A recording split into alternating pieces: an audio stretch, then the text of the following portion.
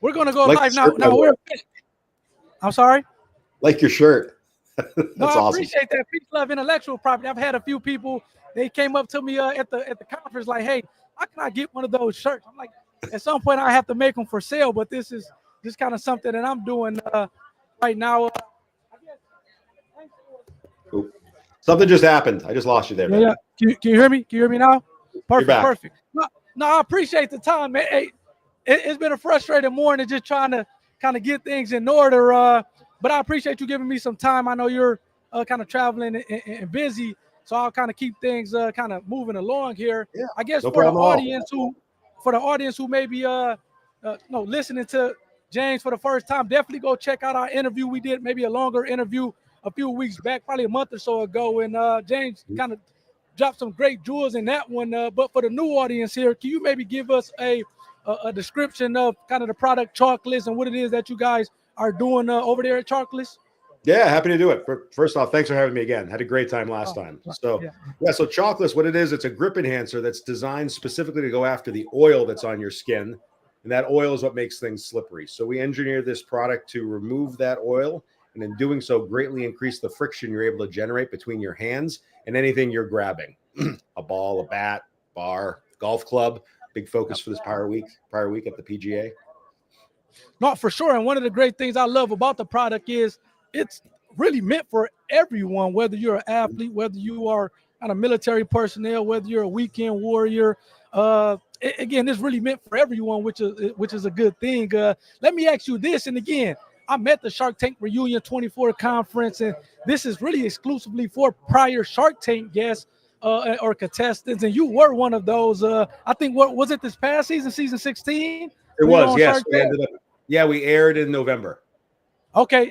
So let me ask you this: how was that? I guess inspiration. Did you work again? Shark Tank has been around for 16 years. I actually just met somebody who was on season 6 of Shark Tank. So 10 years ago, I think Nick Friedman, who college hunks hard junker, he was on a pilot episode almost 20 years ago. So just kind of meeting some kind of real OGs.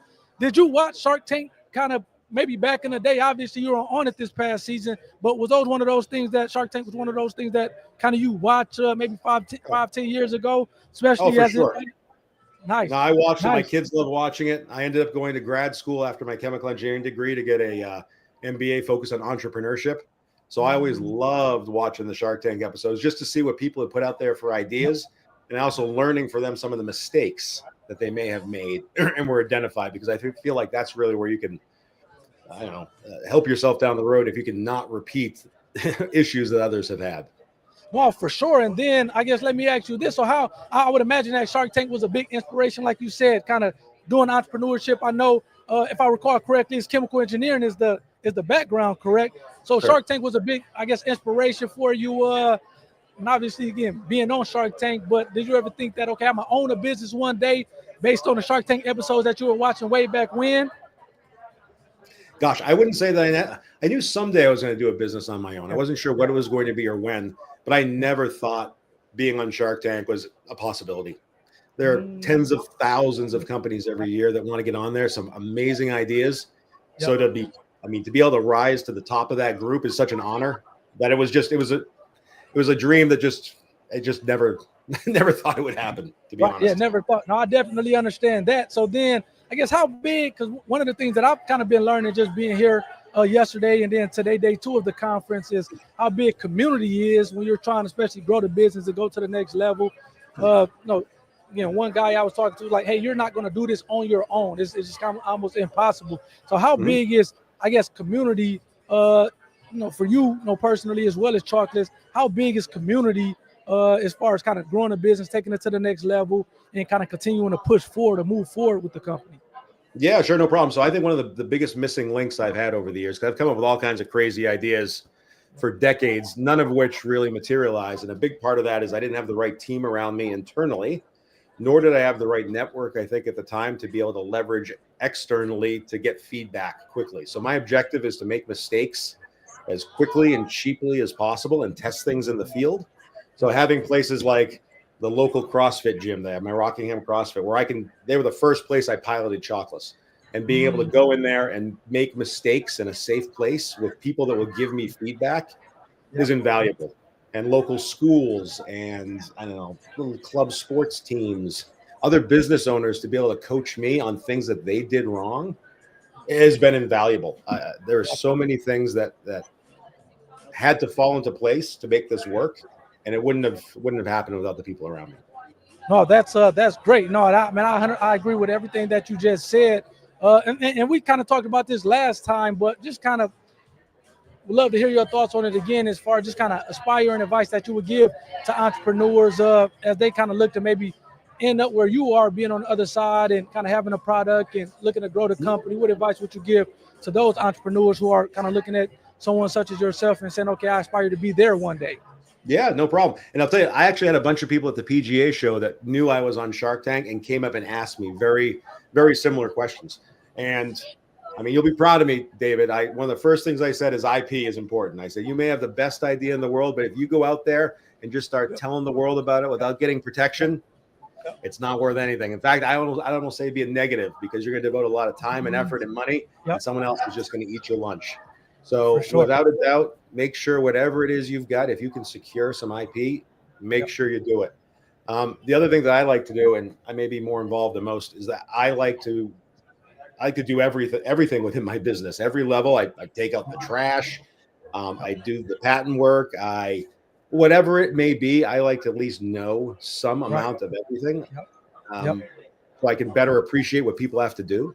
That's why I like these trade shows. I don't have to go to them, but I'm there from when they open, and I'm the last one to leave, just so I can recognize things that are happening and make sure that I'm never asking people to do things that I wouldn't be willing to do myself. No, and I have a great story even on the IP. So yesterday I was interviewing Megan here with Swift Paws.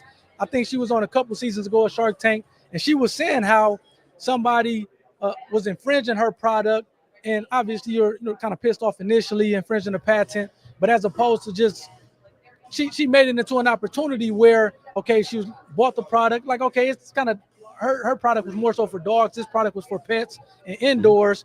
And she ended up entering into a license agreement where she licensed the ability to sell the product for the person who was infringing on her patent. She gave them the ability to, she licensed her patent to them so that they can sell the product and she get a royalty from it. So this opportunity that was once a negative thing and somebody's infringing her patent, she ultimately turned it into a revenue source, which I thought was a great thing. It just really underscores the fact of the importance of IP and how you can take a bad situation and kind of turn it into a revenue source for your business. So I get you out here on this. And maybe the most important thing, how can people purchase the product, Chocolates? How can people follow you, as well as kind of what you guys are doing at Chocolates? Because you guys are, doing some great things and even have some great things on the horizon.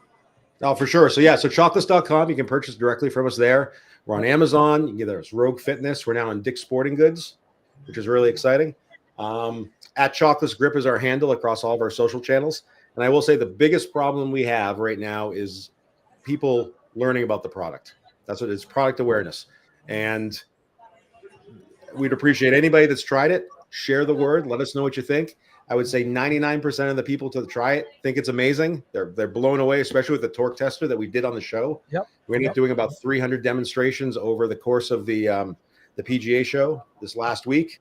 Average 70% improvement in the amount of torque people are able to generate. So the numbers are amazing, and we just need help being able to spread the word. So things like this are great. I appreciate it. Man, I've had a couple people who, since our episode aired, they said, hey, I watched your episode, I bought the product, and it worked great. So again, people have kind of came up to me since our episode and said, hey, because of your episode, I bought some of the product and it works great. So like you said, just kind of, like I said, making people more aware of kind of Chocolates and what it does and how it can help you, regardless whether you're an athlete, military personnel, or kind of doing something around the house on a weekend or whatever the case may be.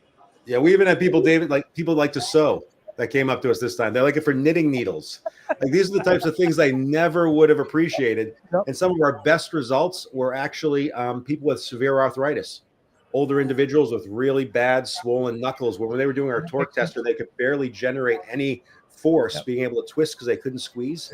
And the results they got were amazing once we increased that friction. They could 2-3x more without even having to squeeze any harder. So you could just see the light go off in their eyes about how they're going to be just different for them. And I think I told you last time, just as a patent attorney, I see a lot of products. I help a lot of people get. I've talked to people having a podcast, but just as a patent attorney on a day-to-day basis, see a lot of stuff that comes through the door. Some from startups, some from kind of more legacy clients. And what you guys are doing, again, go for the audience listening. Definitely go check out the full video that we did. But again, you guys are in a league of your own, really. Kind of based on what you were saying with the patents, and nothing exists out here like that. So you guys really have something good on your hand. And when it was time to kind of come to this conference, I'm like, man, I have to have some of the products that I thought were some heavy hitters, and you guys definitely have that as a product. So, man, again, anything really that I can kind of help push the product I'll be doing, just let me know. And I appreciate you kind of working through the glitches with me here this afternoon and jumping on. Anytime, sir. Happy to be here. Absolutely. All right, James. Well, you have a good rest of your day, and I'm pretty sure we'll be in contact. Absolutely. Enjoy the rest of the show. Thank you. Yep, absolutely. Take care. You too. Bye. What is going on, Amy? How are you? I'm doing pretty good. So let's see. Maybe you have to move to your right a little bit. Yeah. I mean, you know me, David. I am a hot mess over here. Hot Mess Express. Are we on? Yeah, no, we're on right now. I just brought you straight up. I'm not sure. Maybe you can move over here. Oh my gosh. Okay, hold on. I gotta figure this out. There you go. There you go. I don't know if this is gonna work. That's good. I'm cut off. You can't see me. Hold on. Yeah, I want to be able to see you in a smile. That's for sure. Oh, thank you. Let's see. See if I can get things turned around over here. Nope, that's not it. Maybe the other way. That's one of the things we're doing this live. Hey, for the viewers, we're working through this in real time. There you go. So how is it going? How is it going? I'm so jealous. I wish I was with you guys right now, where you are versus where I'm at. I have to tell you, it's not. I'm not going to say I'm a little disappointed, but coming from Michigan, where it's like 10 degrees outside, and coming to Tampa, I packed a lot of shorts. I packed flip-flops, and I'm thinking that I was going to be here and walking around shirtless. Unfortunately, it's still a little chilly out here, so I'm not able to kind of utilize my shorts and some of the things that I packed, but it's still warmer than Michigan, so I'll take it. But there you go. Well, I'm in Kansas City, and it's freezing here. So I want, just for the audience who may be listening, definitely go check out our full interview that we did maybe a month or so ago, where Amy was talking about the product Loftyloo in detail, and she's dropping a lot of jewels. But for the new members here who maybe haven't seen that interview, can you describe the product and what it is that you guys are doing at Loftyloo? Sure. Well, Loftyloo is the first ever raised, elevated cat litter box that allows cat owners to be able to stand or sit to scoop the litter box. It was designed out of need, love, and necessity for a neighbor who was unable to physically bend down to the floor to take care of his cat's litter box maintenance. And so that's how the idea was born. But yes, David, it's the world's first ever raised litter box where you can sit or stand to scoop. It's wheelchair accessible. It has storage. It sits on locking wheels. We try not to leave anything out. And I just kind of pulled up your guys' website, 2024 Industry Recognition Award winner for pet business. And for those of you who kind of want maybe more of a visual with it, you see here where you have the cat, you have the dog, and the fact that it's raised off the ground. And I like the fact that it's a clean looking furniture piece, which I think is amazing. Thank you so much. We also made the Loftyloo so that cat owners can decide what type of litter box works best for them. So if you want plastic, if you want more organic, if you want stainless steel, pink, blue, or just your classic gray, the Loftyloo is actually the cabinet that holds the litter pan itself. It also hides your storage with cleaning supplies, cat litter, extra cat litter supplies that you might want to hold right there all together. So we like to call it your all-in-one raised litter station for cats.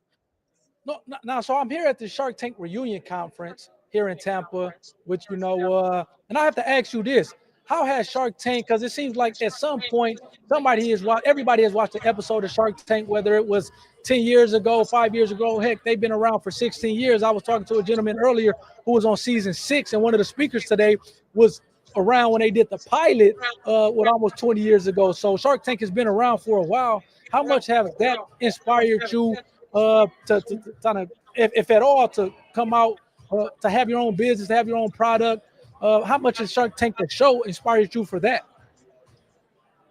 Oh, I love it so much. I love all the sharks, but mostly I love all of these product developers who have clearly worked their tails off, no pun intended.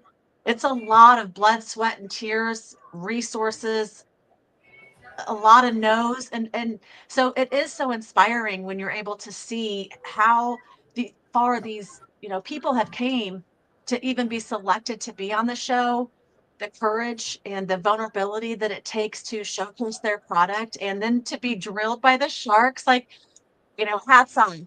I'm so envious, and learned so much along the way of what to do and what not to do. But certainly by watching Shark Tank, I've seen a lot of success stories, and I aspire to be in their shoes someday.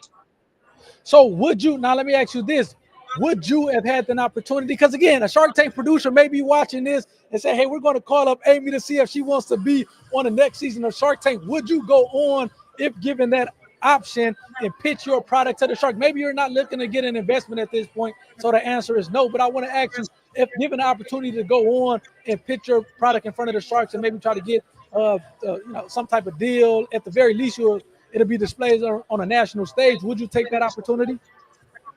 I would do that like a chap casing a laser pointer. Are you kidding me? Yes. All in. Absolutely. I'm not turning any opportunities down. And first and foremost, I think just the amount that I could learn from the sharks. I'm always staying curious. I certainly don't know everything that I need to know to be able to scale this company the way that I envision it to. So without a doubt, hands down, all purrs and whiskers, I'm there. Yes. Nice. I like that, all purrs and whiskers. I like that. So I have two maybe final questions for you. Number one of the big things I've kind of noticed here is how important community is to help you growing your business and kind of continue to progress forward, to move the business forward. For you personally, like you said, just kind of looking to grow things and scale it, and not being able to do that your own.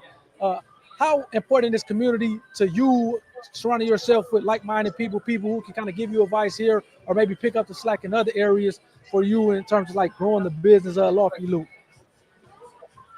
It's really everything, David. I've spent the last year and a half, even pre bringing Loftyloo to the market, really working and understanding and being curious around the different care providers of cats, whether that is the owners, whether it's veterinarians, whether it's cat specialists. I just have done so much research, also, understanding cats' behavior, understanding the people that are taking care of cats, and now I'm more onto the education part of why a raised litter box is better for cats. It's easier for owners. There's such a mind shift and a mindset because cat litter boxes have been on the ground for as long as we've had domesticated cats.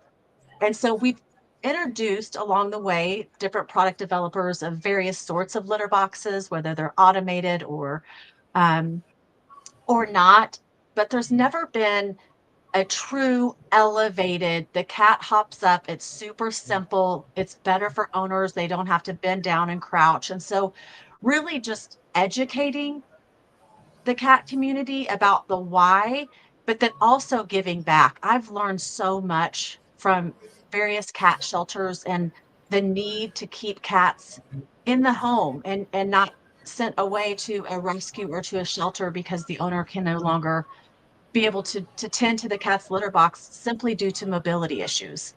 I'm really excited to become a new business partner with Mission Meow in hopes of giving back to various cat shelters and cat cafes and the people kind of behind the scenes. So while I would love to be on Shark Tank today, and please, call me, I'm here. But my real mission is Loftyloo is so much more than a litter box. And so you're absolutely right. The community, the people who are supporting Loftyloo, the people that can help me educate is really priceless. No, for sure. And I agree with 100% of everything that you just said. I'll get you out of here on this question. Again, thanks again for giving me some time and kind of today here. How can people, and probably the most important thing, how can people follow you at Loftyloo? How can people follow what you guys are doing and actually purchase the product? Because we all know people have, for whatever reason, a lot of people have multiple cats at one time. So to the extent that they want to get two or three of these, two or three of the elevated litter boxes, how can people purchase the product and follow everything that you guys have going on at Loftyloo? Well, first, the easiest part would just be to go to my website, which is loftyloo.com. It's lofty, like lofted, so Lofty, and loo like the loo, so Loo. Loftyloo.com. You can also, on that website, sign up for my emails so I can kind of keep you updated on the progress. You can obviously follow us on social media. And please, I think the biggest ask would be if you know a cat owner, you know a cat lover who maybe is struggling with mobility issues, chronic pain, just had hip or knee surgery, or maybe even an elderly aging neighbor, please pass along and help spread the word that the first ever raised accessible cat litter box is here, loftyloo.com. I like that. I like that. Well, thanks again, Amy, on giving me some time. Thank you. Audience, please go check out the product. Go purchase the product, more importantly, and kind of follow Loftyloo because, again, as Amy talked about, this is kind of bigger than just kind of selling a few selling products. This kind of has a bigger purpose, which is one of the things I love about not only Amy and a smile and just kind of the energy, but, man, again, I think the product is phenomenal, and I think it kind of really serves a bigger purpose that can help out not only the cats, but cat owners and pet owners. And yeah, so definitely go support Amy. And thanks again, Amy, for giving me some time here this afternoon. Thank you so much. You know, I'm not the queen of technology. No, right. No, you are right. We're both in the same boat. But I think as we put our heads together, we'll figure this thing out. Yes. Thank you so much. Say hi to all the sharks and all the successful shark tankers out there, and peace. No, I'll definitely do that. And you stay warm. Thank you so much. You too, David. All right. Take care. Talk soon. Yep. Talk Okay. soon. Bye. Bye.